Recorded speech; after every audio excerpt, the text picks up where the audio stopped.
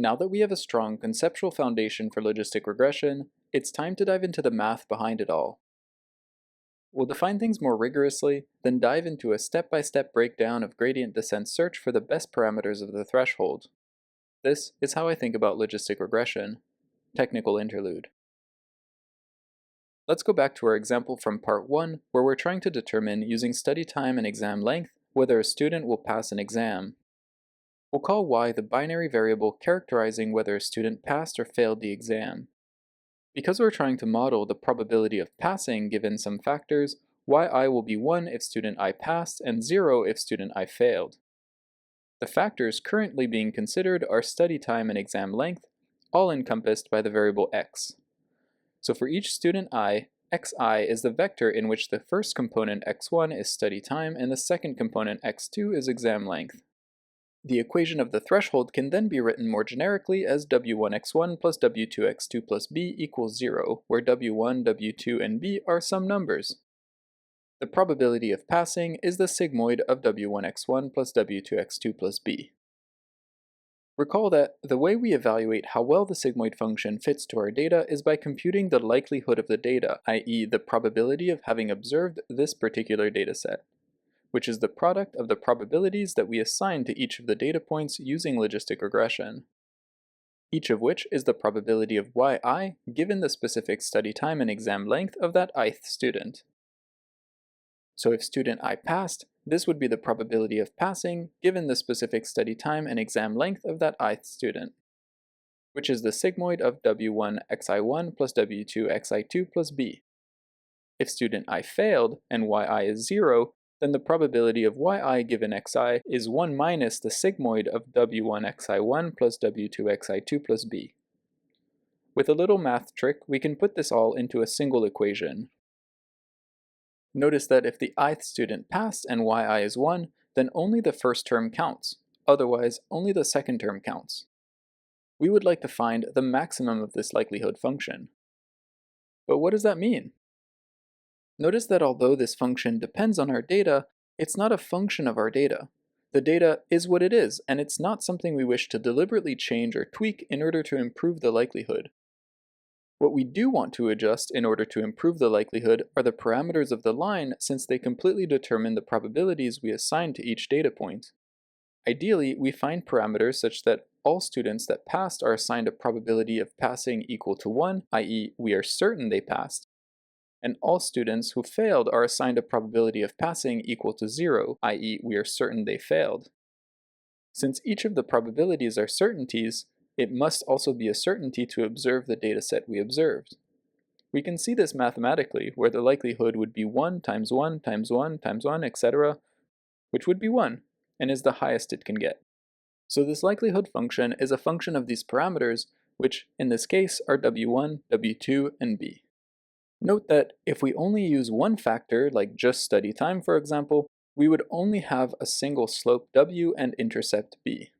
With 3 factors, we would have 3 slopes, w1, w2, and w3, and an intercept b. To make the notation less terrifying, let's call pi the probability of passing for student I. We can then rewrite our equation to make it slightly nicer looking.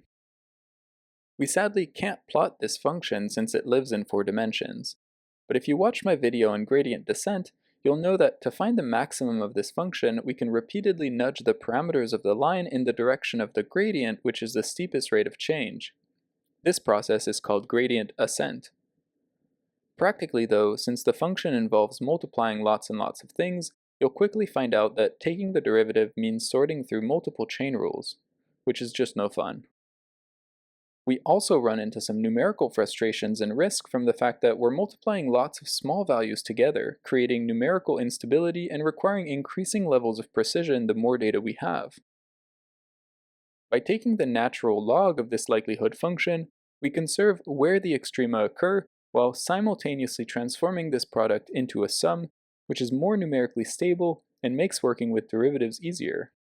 At this point, we could use gradient ascent to solve this maximization problem. But convention in machine learning is to minimize things. So we take the negative to transform it into an equivalent minimization problem for which we can use gradient descent to solve. This new function is called the negative log likelihood, Not a very original name considering we literally took the log, then the negative of the likelihood. To find the values of w1, w2, and b that make the negative log likelihood the smallest, we use gradient descent to iteratively nudge the parameters in a direction and by a step size that we hope will lower the negative log likelihood. The gradient of the negative log likelihood is the following. Let's try this with a small data set where there are only 2 students. One studied 8 hours for a 2-hour exam and passed, the other studied 6 hours for a 4-hour exam and failed. Suppose we start with the following random line. Let's walk through one step of gradient descent in detail. If you're learning this for the first time, I highly recommend pausing the video to look at the math in detail. Let's first compute the current value of the negative log likelihood. We plug the points into the linear function, then pass those results into the sigmoid function to get their probability of passing, which we use to compute the negative log likelihood. The current value of the negative log likelihood is 0.572. Let's now nudge the parameters of the line. Computing the gradient evaluated at 1, -2, 3 means computing the following 3 partial derivatives. These numbers represent the instantaneous rate of change of the negative log likelihood in each of the coordinate directions, w1, w2, and b. So at this particular spot on the negative log likelihood function, it seems like nudging w1 would change the negative log likelihood 1.5 times more than nudging w2, and about 6 times more than nudging b. Let's take 1/10 of a step in the direction opposite to the gradient. This produces the following line, parametrized by 0.57, -2.29, and 2.93, which seems to separate our data well. Let's see if this is reflected in the negative log likelihood. Indeed, the negative log likelihood of this new line is 0.04, a significant improvement. As an exercise, try to walk through the next step of gradient descent using the same step size. Let me know in the comments the parameters of the line you obtain, and I'll let you know if your answer is correct. Let's go back to where we updated the parameters of the line. Notice anything strange here? Yeah, neither did I, until I ran into a dataset where this just didn't work. Notice that the gradient is a vector that is the equal combination of the rates of change in each of the coordinate directions, implying that each parameter contributes a relatively equal amount to the rate of change. But that's not necessarily the case. Consider, for example, if instead of study time we used household income. The scale of household income is about 100,000 times the scale of exam length, so the vector for the rate of change of household income will have a much larger magnitude than that of exam length. Conceptually, changing household income by $1 has a much less significant effect on things than changing exam length by 1 hour. This means the contribution of exam length in the gradient will be largely negligible. Not that exam length is not important, it's just that you can't tell from the vantage point of household income's colossal scale. In that case, a learning rate that works for the slope of exam length would be too small for the slope of household income, and a learning rate that works for household income would be too big for exam length, making it challenging to get gradient descent to work in this case. One solution could be to define multiple step sizes, each on the scale of its corresponding partial derivative. But a much simpler solution is to transform the data so that all features are of similar scales.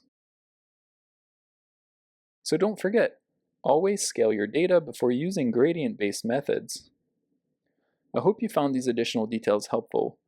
Leave a like, subscribe, and help me share this knowledge around if you found it helpful.